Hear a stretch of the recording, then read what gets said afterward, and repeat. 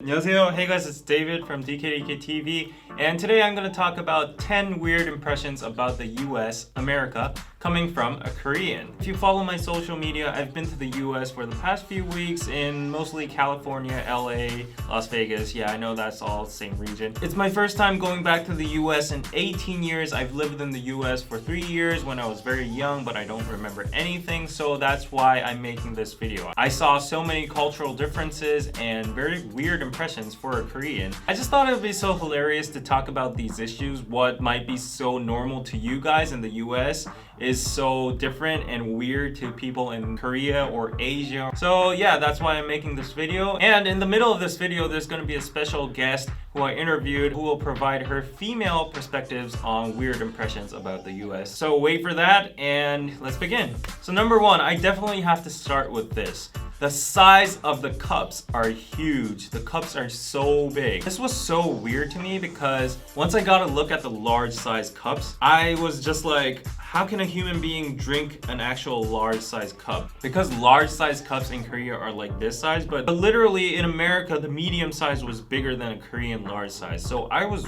really shocked by the size of cups. For example, I went into 7-Eleven and there was a slush machine and I just wanted to get it because the weather was kind of hot and it was like $1.99 or something. I thought it was like, oh, cheap. And then I got the cup and it was like this big. I'm not even kidding. I was so shocked that I took a picture with my hand and the cup side by side to make a comparison of it and sent it to my Korean friends, and they were mind blown as well. And I told them this is only like $2 and they were like, oh my god, 7-Eleven is trying to get broke. And that was just so weird but so crazy at the same time. And number two, while I was driving around the city, I noticed something very peculiar. It's the fact that, excluding downtown, all the other parts of the cities, like the residence areas or anywhere else, they didn't have houses that had more than 2 stories, like 2 floors. And that was very weird to me because usually if you're in Asia or in Korea particularly, people live in apartments. Also, there are buildings everywhere. Even if it's not an apartment or a residence, the stories go up to like 4 floors minimum. It was really pretty because you could see the skyline and you could see the blue sky above you. There was a lot of like space and the houses seemed very big. It was very shocking not to see any of the houses that go up like more than 3+ stories. And basically that's why I didn't have an elevator experience. Like here, elevators are a must. It's everywhere. Like without elevators, you can't go to your houses. Like you can't climb up 17 stories. Even the apartments were just like 2 stories. And I was just shocked by it. Number 3, the stop sign. I'm not trying to disrespect your road laws or safety protocols or anything, but the stop sign, the concept of it and the way how it worked was just so weird to me as a Korean, because in Korea, it's either you have a traffic light or you don't. So if you go into small alleys, there's nothing at all. But if you go to like relatively big roads or just like middle-sized roads, there are always traffic lights. But what I saw in America is that if you go to residence areas, unpopulated areas, or like relatively small roads, there would be a stop sign and there would be no traffic lights. And I didn't know how to do the stop sign, so I actually didn't even spot it. I'll be totally honest, in the beginning, I passed some stop signs even without knowing it was there on the side. I just like looked left and right, saw if any cars were coming, and then just went. But after I got honked at a little bit, I acknowledged the fact that there was a thing such as a stop sign, and it was like this autonomous system going on that you have to stop for like 3 seconds and look left and right. I was amazed by the fact that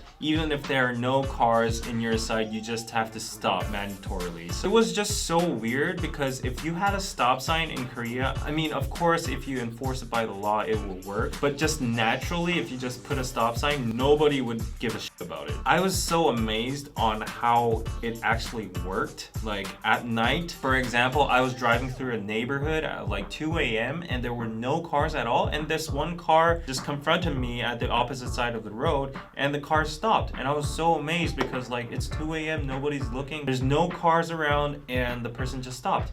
So I was just like, wow, you guys like obey the law and the stop sign so well. And that was so weird, but like very amazing and impressive at the same time. And number 4, personal space. So you might not have a notion of how personal space works in Korea. I'll give you a heads up if you're planning to travel Korea. Don't get offended, triggered, or mad that somebody just pushes you in the subway or just like passes by, like hitting your shoulder and not apologizing and saying shit. Because that's really normal. Like, people are so busy here, they don't give a shit about like apologies or manners. I'm making my country look bad, but that is really the norm. I mean, some people, if you hit too hard, they will say like 죄송합니다, I'm sorry. But most of the cases, they just think they'll never meet you again and they just like go without saying anything. But in America, it was extremely different. And it was weird different. I'm so used to Korea that if somebody just like touches my shirt or steps on my foot like slightly on the back of it, I wouldn't mind. I would just think, oh, that person was in a rush, or oh, that person was doing her phone or something like that. I wouldn't just mind. But like in America, if somebody just stepped on the tip of my shoe or something, they would be like, oh, I'm sorry. Oh, are you okay? They would just like have contact with my body. They would be like, oh, I'm so sorry. And their manners were just superb. But it was very weird to me because it seemed so extreme to me. And there was this very interesting one case when I was in the supermarket, and I was just looking at the snack section, like a shelf of snacks, and then there was this one old lady passing by in front of me, and then she stopped and said, oh, I'm sorry, and then she passed. And that was so weird to me because like no one has done that in my life living in Korea. Like if you're in a supermarket, you just go past, you just go straight in front of people and not apologize or don't give shit. This old lady intentionally apologized by passing in front of me because she was interfering with my sight. I think that's the concept of it, but it was so weird. But I do think that's a very good way of manner. Maybe our society should adopt it as well. But at the same time, I kind of thought that maybe if you do that every time, it would kind of get, you know, like annoying to yourself, you know. And number 5, opposite of personal space. This was very weird. When I was in the bus, people just started talking to each other, and these people did not know each other. They were not friends or family. They were total strangers because I saw them riding on the bus on different stops, and they sat next to each other and they were like, hi, how's your day? And then he's like, oh, yeah, that's good. Like, what you up to? And then he's like, oh, I'm going to the aquarium. And then she says, oh no, the aquarium somewhere. Like, oh, don't go there. I don't recommend that. And then they just started a conversation, and they were literally talking about it for like, I don't know, 15 minutes or something. And I felt so weird because like I have never seen anything like that in Korea or Asian countries. Like, people do not start talking to each other, that to strangers, and about like small topics. If it was about like you have something on your face, or your bag's open, or there's something going on around about you, then maybe people would just let you know. In some cases, they would just interfere and tell you like some stuff about it, some advice about it. But that's only for the grandma and grandpas. But young people, they never step into other conversations. They never talk with people next to each other. Seeing that in the bus and in the casino, and it was just so weird for me. But it did look friendly. And number 6, this was when I was mostly in the restaurant. The waiters or waitresses are overly friendly.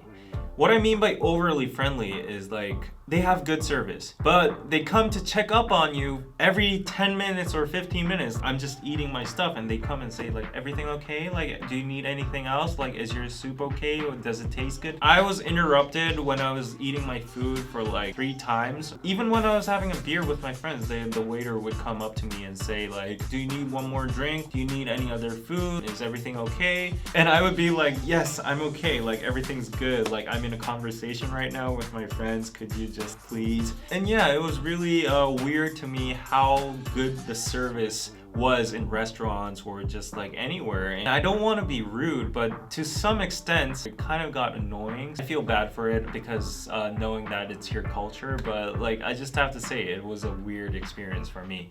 And number 7, this is the weirdest among all. I don't understand the tipping and tax system in like paying in restaurants or like services or cafes. You order food and then after you eat it, you get the bill. And this process of getting the bill itself is weird, but I can understand that because like some places, some fancy restaurants in Korea also do it that way. But we usually go up to the cashier or in front of the door and just like swipe our cards and go out, walk away. Anyways, in America, what I saw was they give you the bill, you put your card or cash on it and then send it back to the cashier, and then they will give you a receipt or change. But what I didn't know in the beginning was I was wondering why there was a difference in money between the menu and the receipt. And later I found out that tax was added onto the receipt, and also there was a blank space for tips. And I had no idea as a foreigner how much I had to tip, if it was mandatory. For the first time when I was eating, I didn't give a tip. Literally didn't give a tip. I just left it there and just went. And I feel so bad now because I learned that you have to give like 18% or 20%. That's what I heard, but I had no knowledge about that. And there was this one time I even asked the waitress, like, how much do you want? Maybe that was rude because she seemed very uncomfortable and she was like, like usually they give you like 18% or something. And I was like, okay, so how much is that? And then she was like, usually customers like calculate. Okay. And then it was like so inconvenient for me. I didn't know how much I had to pay while I was eating. You have to consider how much this will be beforehand, before you decide what to eat. Like a $20 meal would suddenly become a $25 meal. What if you don't have money? Like as a foreigner, if you only had a $20 bill, you wouldn't be able to like pay for that. So it's very complicated, and the fact that you have to calculate with your own phone or your own head, and that's like all too much of a process for like, I guess, Koreans. But I'm bad at math and I just prefer like everything included in the price, and you just like go up straight and swipe and go. So yeah, I guess the American payment system was kind of weird to me as a Korean. And now, since you're getting bored of my face and mansplaining and all, like, let's get a female perspective. What kind of weird impressions she got from her American experience? Hi, my name is Kyunga. I'm from Korea, and I have YouTube channel in Russian. What were some weird things you've noticed only in America? First of all, when they wear high heels, you know their legs hurt, right? But they just take off and they just walk barefoot. Oh, really? Yeah, I didn't know that in Korea no one does like that. Yeah. Maybe they were super tired. Is there anything else? In Korea, to wear sleeveless one piece or tank top is not really normal. But here, everyone, even my friend told me that girls are just wearing swimsuit. It was kind of weird for me. So there's a lot of skin showing. Yeah. But it's good to see. For you, I don't know where to see actually. Okay, Yeah. you get embarrassed, kind of. Yeah, because I lived in Russia, so there are not many Asian people. So every time I go, the people ask me where I'm from. But here they never ask me. Oh, really? Yeah. Oh, because it's so diverse around. Yeah, multinational. Yeah, it was so like I feel comfortable with it. Yeah. But in Korea, when you see white people or some foreigners, we always ask. That was the first question. Yeah, where were you from? Yeah, And where you also from? your age. Yeah, how old are you? And let's be Yeah. friends and like that. But here, you just get friends. They don't even know your name, but they don't even know your age. Yeah. Okay. Number 8, the carpool lane.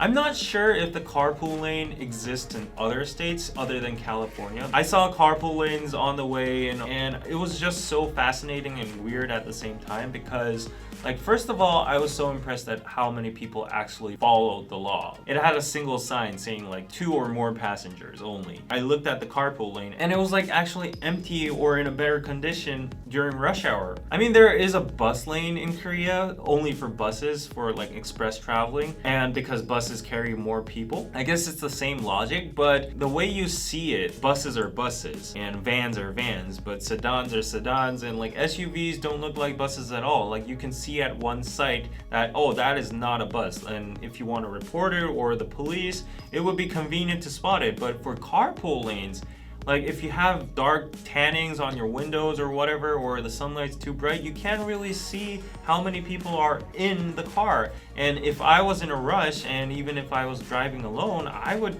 go on the carpool lane. I know I'm a fucked up person, but driving in Korea is crazy, by the way. And it was just so weird seeing everyone just obey the carpool lane. And actually the standard of the carpool lane itself, like 2 or more people, that means like if you just have one more person in your vehicle, you can go onto the carpool lane and just like go in front of all these kind of cars.